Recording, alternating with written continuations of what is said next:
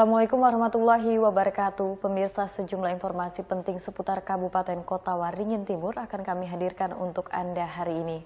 Bersama saya Blitaria Indri, berikut informasi selengkapnya.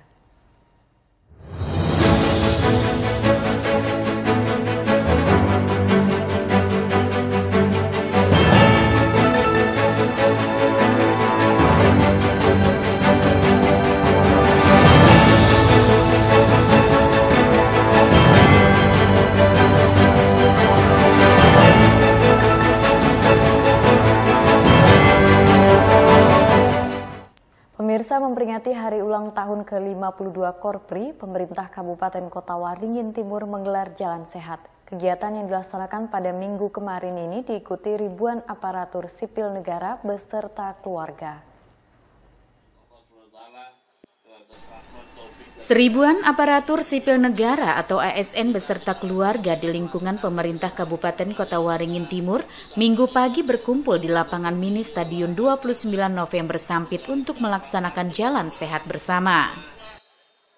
Jalan Sehat ini dilaksanakan dalam rangka memperingati HUT ke-52 Korpri yang jatuh pada tanggal 29 November.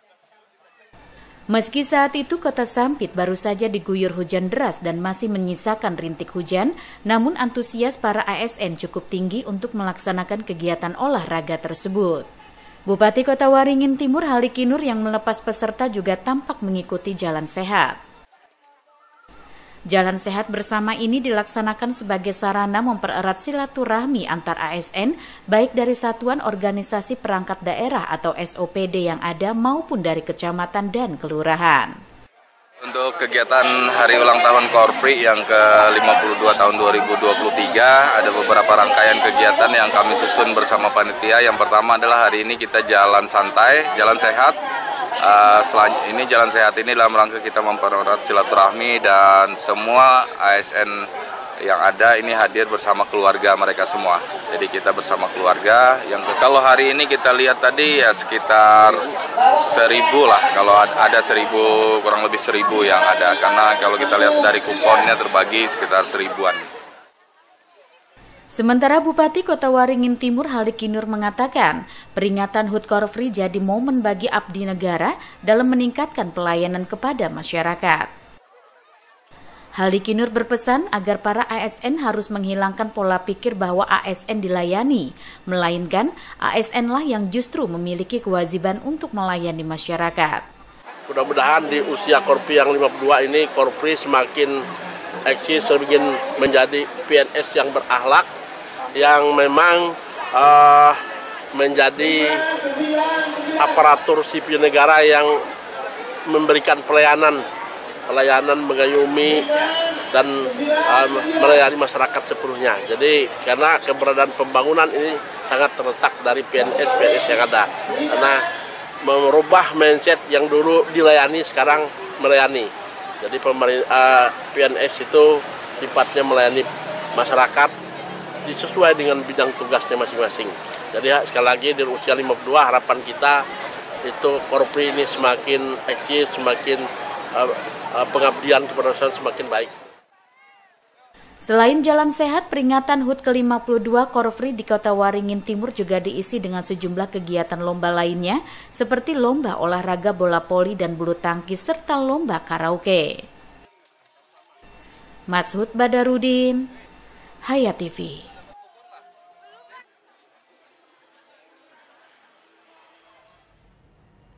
Menyikapi pelaksanaan pemilihan umum serentak tahun 2024, Majelis Ulama Indonesia Kabupaten Kota Waringin Timur sepakat menyerukan pemilu yang aman, damai dan kondusif, serta berakhlakul karimah. Dengan harapan pesta demokrasi menghasilkan pemimpin yang mampu membawa bangsa lebih baik ke depan.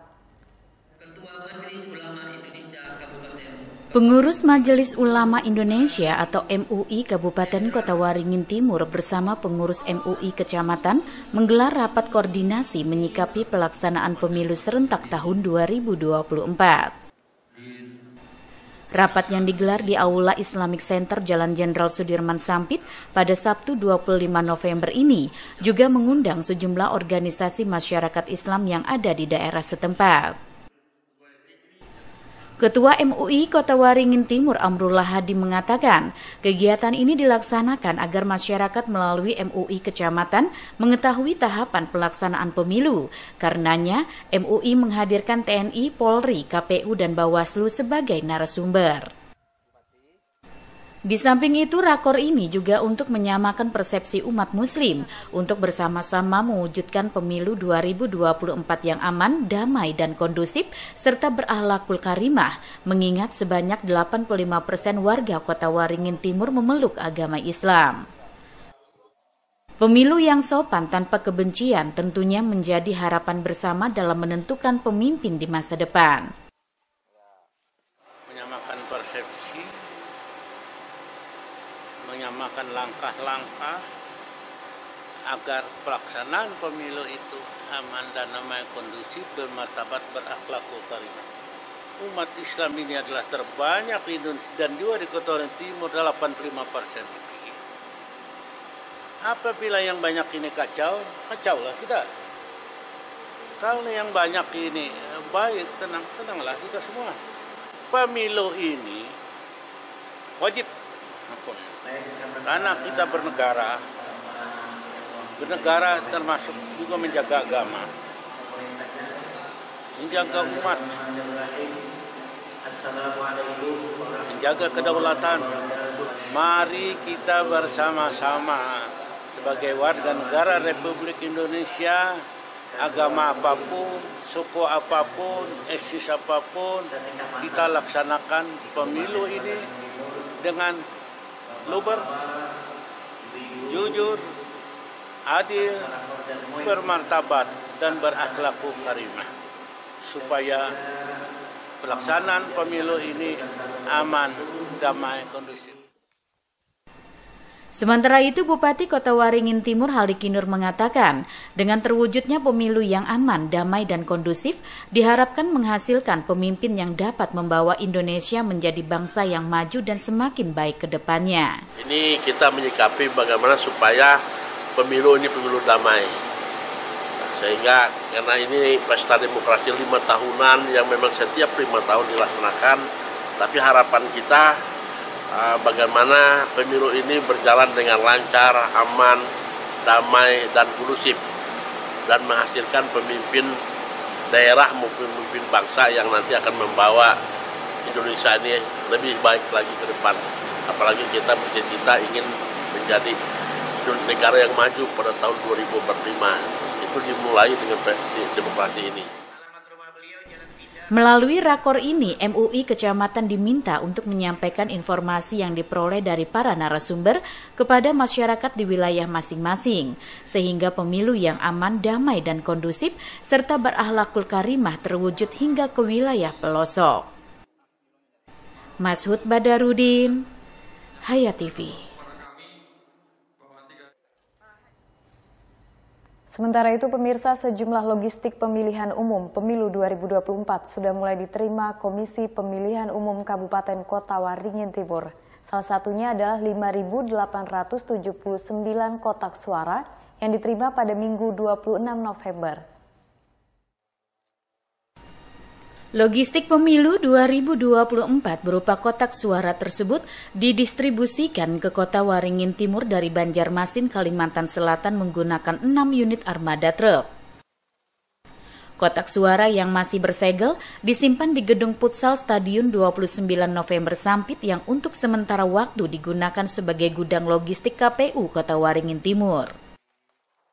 Total kotak suara yang diterima berjumlah 5.879 untuk 1.169 tempat pemungutan suara atau TPS di 17 kecamatan di Kota Waringin Timur. Jumlah tersebut termasuk 34 kotak suara cadangan, di mana masing-masing kecamatan mendapat 2 kotak suara cadangan.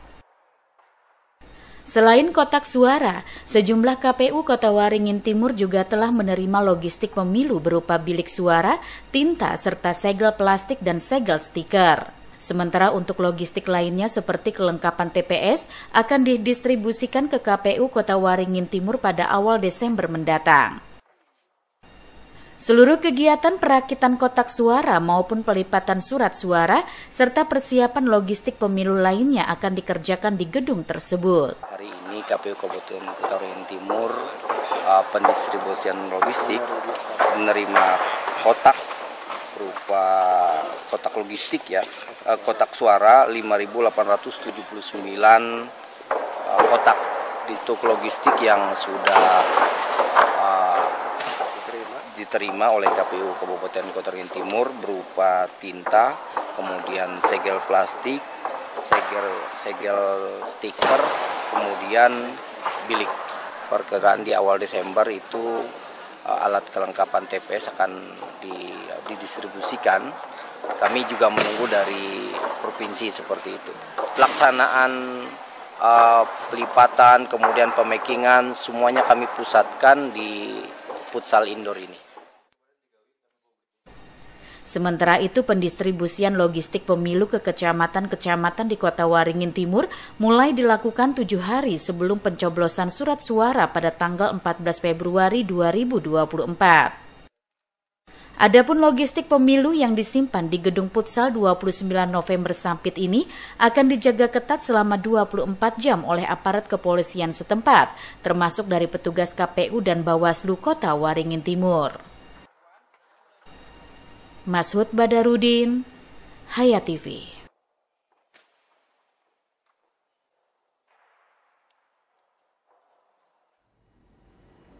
Pemirsa, kebakaran hebat melanda kawasan Pasar Simpang Sebabi, Kecamatan Telawang. Kebakaran yang meluluhlantakan kawasan tersebut dengan menghanguskan puluhan bangunan itu terjadi pada Senin 27 November sekitar pukul 3 dini hari.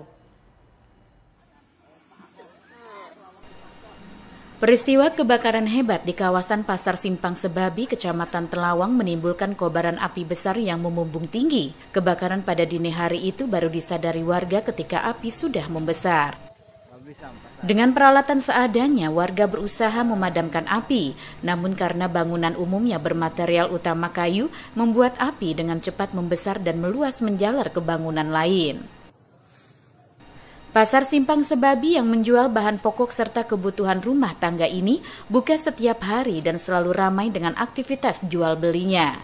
Namun pada malam hari pasar akan sepi karena pedagang di sana tidak tinggal di kawasan pasar. Perlu waktu 3 jam hingga akhirnya upaya pemadaman berhasil dilakukan. Selain dilakukan oleh petugas sektor Damkarmat Kota Waringin Timur bersama warga, pemadaman juga mendapat bantuan dari sejumlah perusahaan perkebunan di sekitar lokasi kejadian.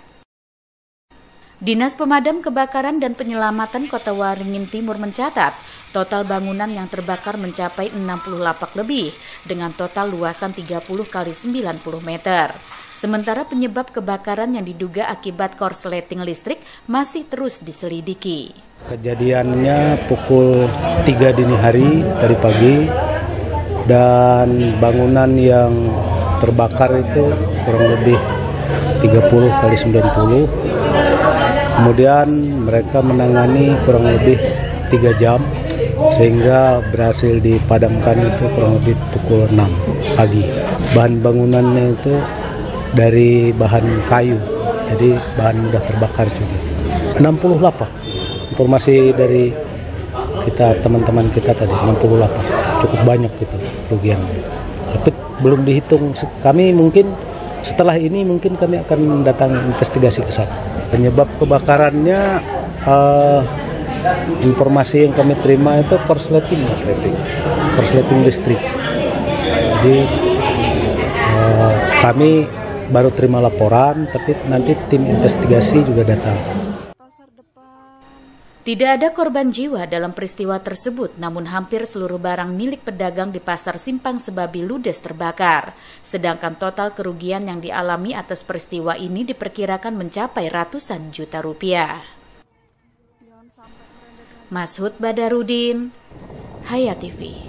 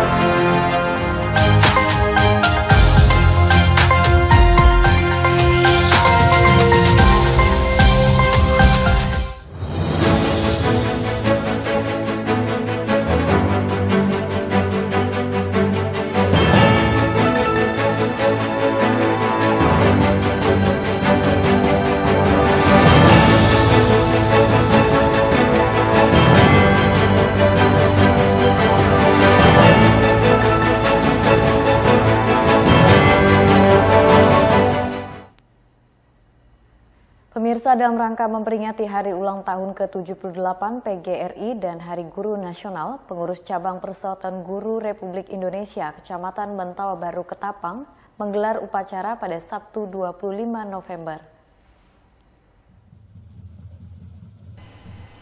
Pengurus cabang atau PC Persatuan Guru Republik Indonesia atau PGRI Kecamatan Mentawa Baru atau MB Ketapang, Kabupaten Kota Waringin Timur menggelar upacara peringatan Hari Ulang Tahun atau HUT ke-78 PGRI dan Hari Guru Nasional atau HGN.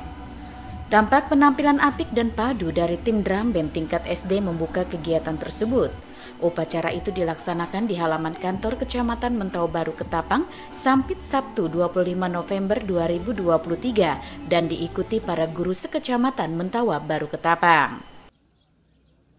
Dalam upacara tersebut, Camat Mentawa Baru Ketapang Edi Hidayat Setiadi menjadi pembina upacara. Dia pun mengapresiasi PC PGRI Mentawa Baru Ketapang yang telah menyiapkan kegiatan upacara peringatan dan berbagai rangkaian kegiatan lainnya.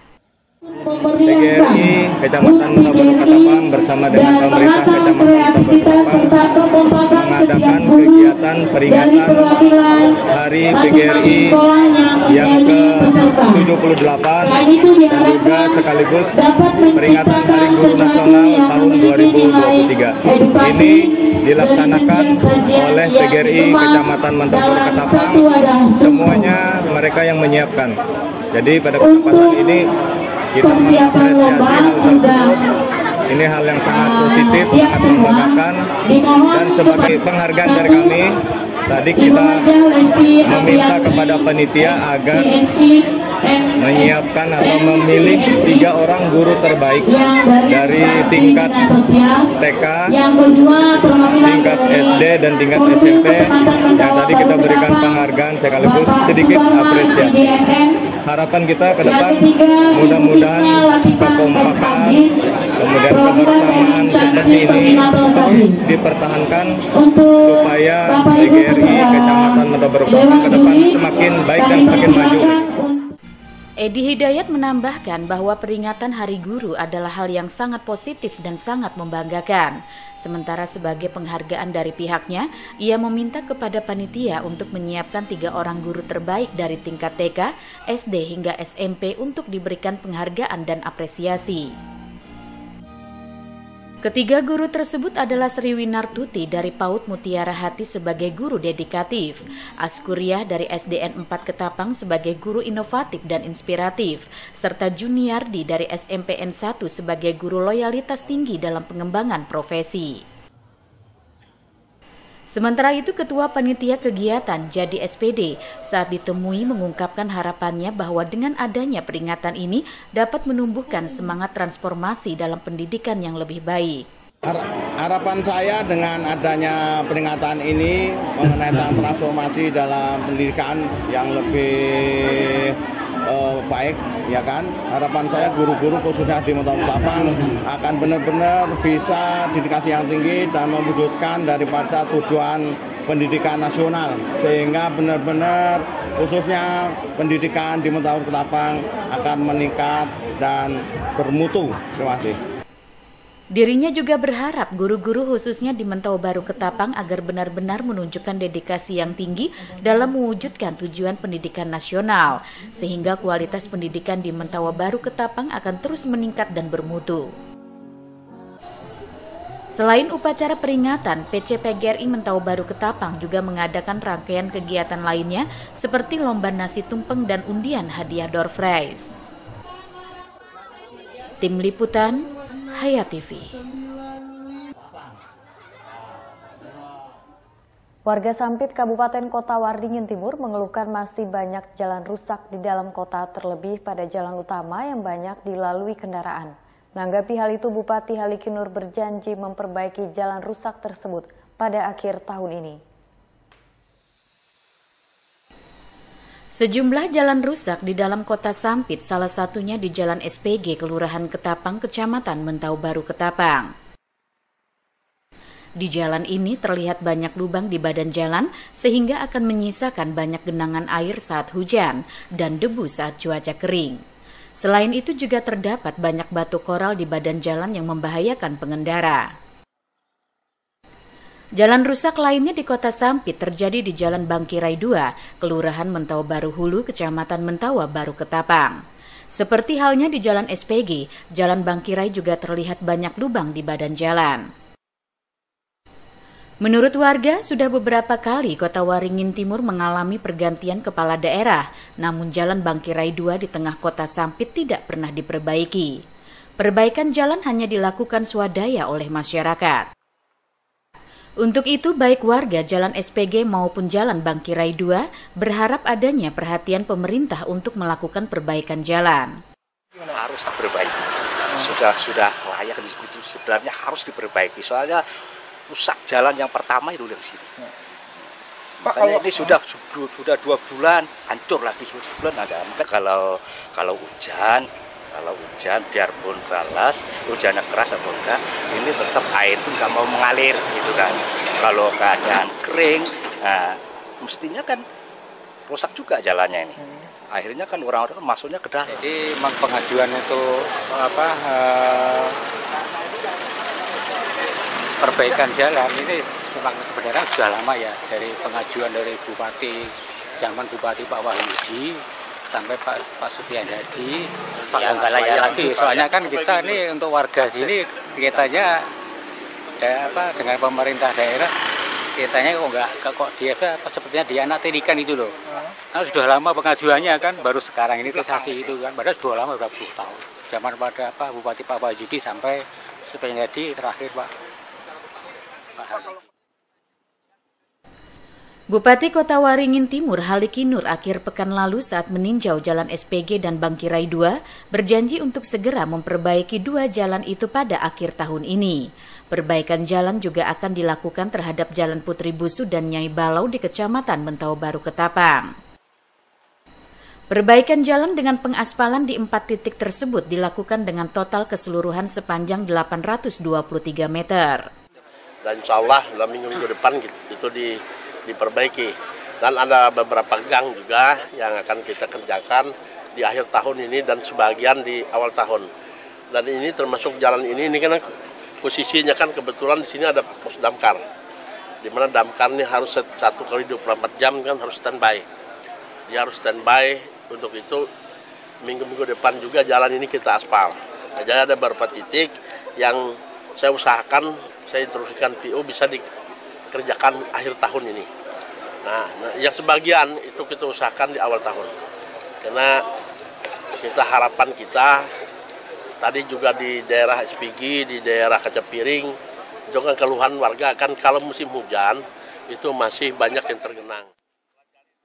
Haliki Nur juga mengatakan perbaikan jalan oleh pemerintah daerah akan dilanjutkan pada awal tahun 2024 mendatang, terutama terhadap jalan-jalan rusak di dalam Kota Sampit yang belum tersentuh perbaikan.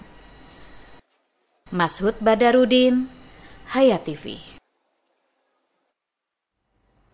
Demikian pemirsa, informasi tadi menutup perjumpaan kita kali ini. Mewakili kerabat kerja yang bertugas, saya Blitaria Indri mohon undur diri dari hadapan Anda. Sampai jumpa, wassalamualaikum warahmatullahi wabarakatuh.